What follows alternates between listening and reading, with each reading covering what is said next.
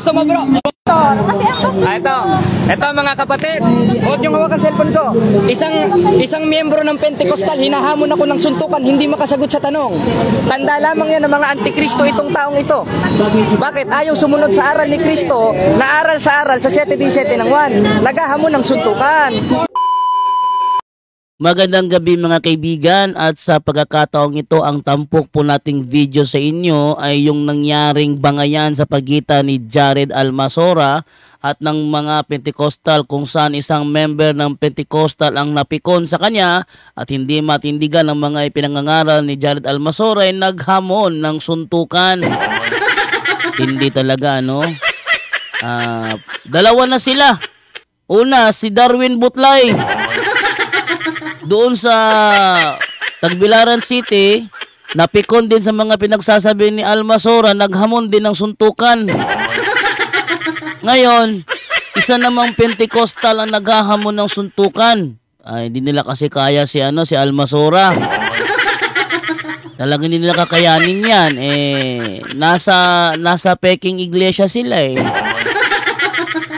matibay ang mga argumento ni Jared. Dati nung si Jared yung nasa MCGI pa, wala siyang laban sa atin.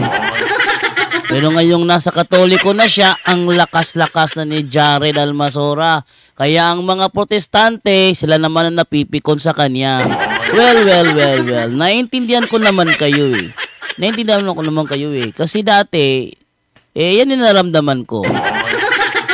Buti na lang, lagi lang lumalamang ang katotohanan, natatalo naman si Jared. Pero this time, sila ang napipikon kay Almasora. Kaya yan ang ating tampok na video sa gabing ito.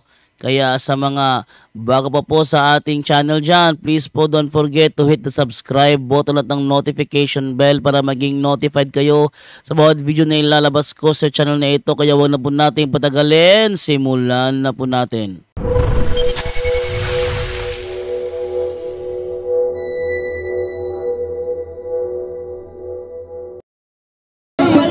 Letter yan. Formal letter. Ba't hindi ba formal yung nakasulat dito? Hindi ba formal to? na kayo ay naghahamon kasi tayo. Anong gusto mo bro? Di ba naghahamon ka na suntukan bro? Hindi ba formal? Ayan.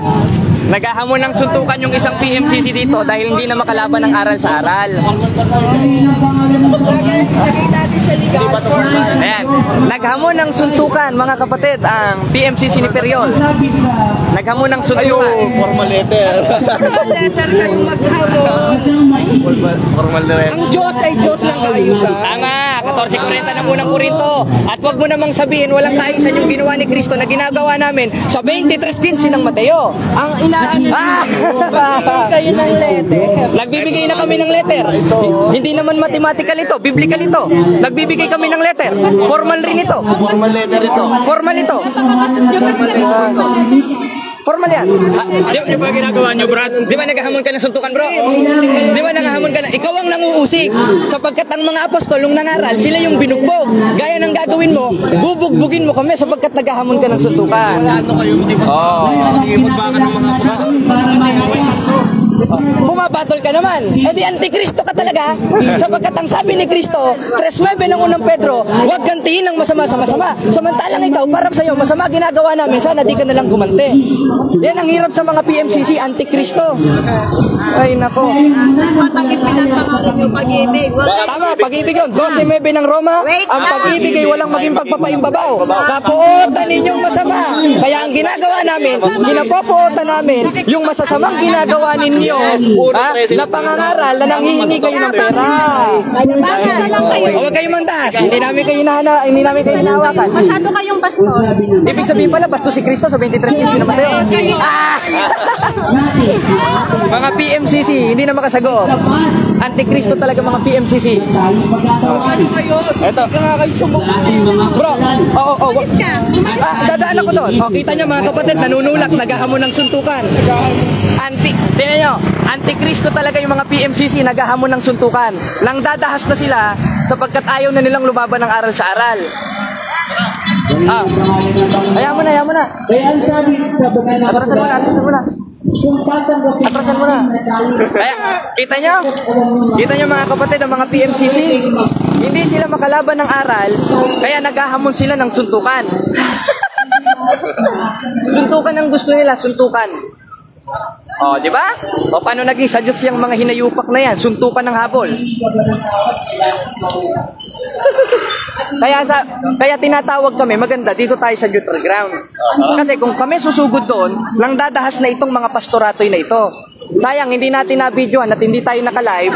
Naghahamon ng suntukan ay yung isa sa mga miyembro nila. Ayan, naghahamon ng suntukan yung nakapolo. Cristiano daw eh. Grabe! Ang tinda ng mga PMCC, ni Periol. Yan ang ituro sa kanila ng kanilang amang Diablo, gusto nilang pumatay. At isa sa uri ng pagpatay sa panahong Kristiyano, yung mapuot doon sa mga nangangaral ng tunay na salita ng Diyos at tamang interpretasyon ng salita ng Diyos na hindi naman nila ipinangangaral. Sapagkat yung Biblia natin, ginagamit nila na na-compile ni Pope Damasus Centurion noong year 405 AD, wala si Apostol Periol doon. Kaya, kita nyo kung gaano kasasama ang kudi ng mga PMCC na ito. Hinamon ako ng suntukan. Hinaharap na tayo bro eh. Hinaharas na kami. Oh, Ang usapan, biruin nyo. O sige. formal debate eh, ano? Oh. Ba't ganun? Tuntukan daw, kalye daw, kalye. Eh, kalye talaga. Eh, wala naman tayo sa muli. Nasa kalye tayo eh. Oo. Wala ang PMCC sa demonyo. Tara, bigay tayo formal ano. Formal letter daw ito. Hindi Kunin natin yung kunin natin yung speaker. Mangaral tayo doon. Ayan natin yung speaker. O ngayon, kitang-kita nyo mga kapatid kung paano mandahas ang mga gagong pastor na yan. Biruin nyo, pinupuna lang natin, hinahamon natin ng debate, sabi nila magbigay daw kami ng formal letter. Ngayon, ang itinapat naming letter, Ito. yung ikatlong 117, alam nga namang number ito.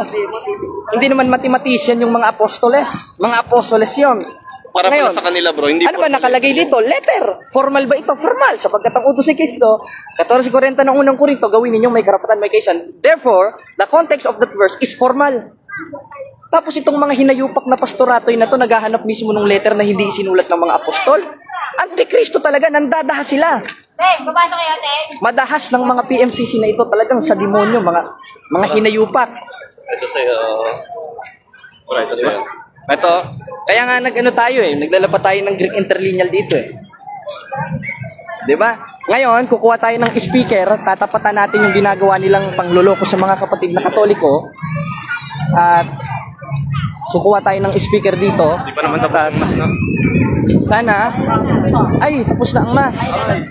Mag-umpisal tayo. Saglit lang mga kapatid ha. At magbabalik ulit kami. Siguro loobin ng Diyos, unahin muna namin ang pagkakatipon kaysa mga protestante na yan. Sapagkat ang utos sa 33 ng Mateo, unahin ng Diyos.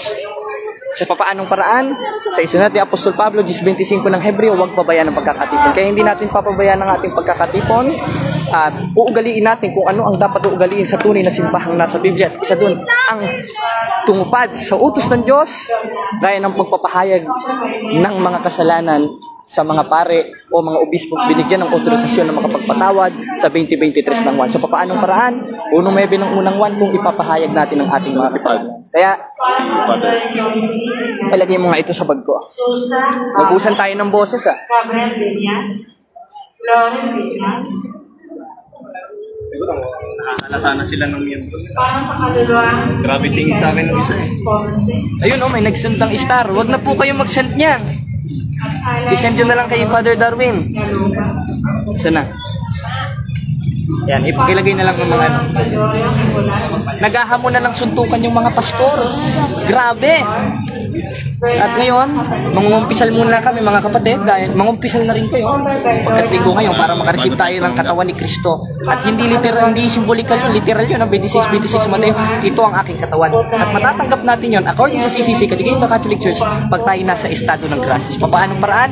Kung ipapahayag natin ang kasalanan natin sa unang webe ng unang 1 sa mga obispo kung para binigyan ko yung makapagpatawad sa 2023 na 1. Mga kapatid, medyo tayo na pagod. At wala nagaanong oras. At pupunta na kami ngayon kay Padre para tayo ay Sige, lala.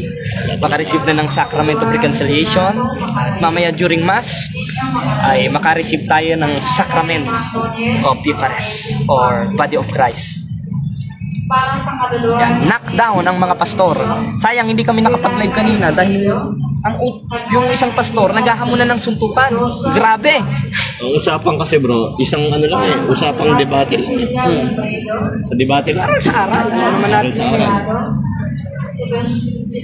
Yan, sabihin nila, Kristiyano sila, hindi sila nakikipagbaka ng mabuting pakikipagbaka sa 12 na una Timoteo. Kaya siguro na-trigger sila, nag-react sila dahil dito sa rosaryong dala namin tsaka Holy Scapular.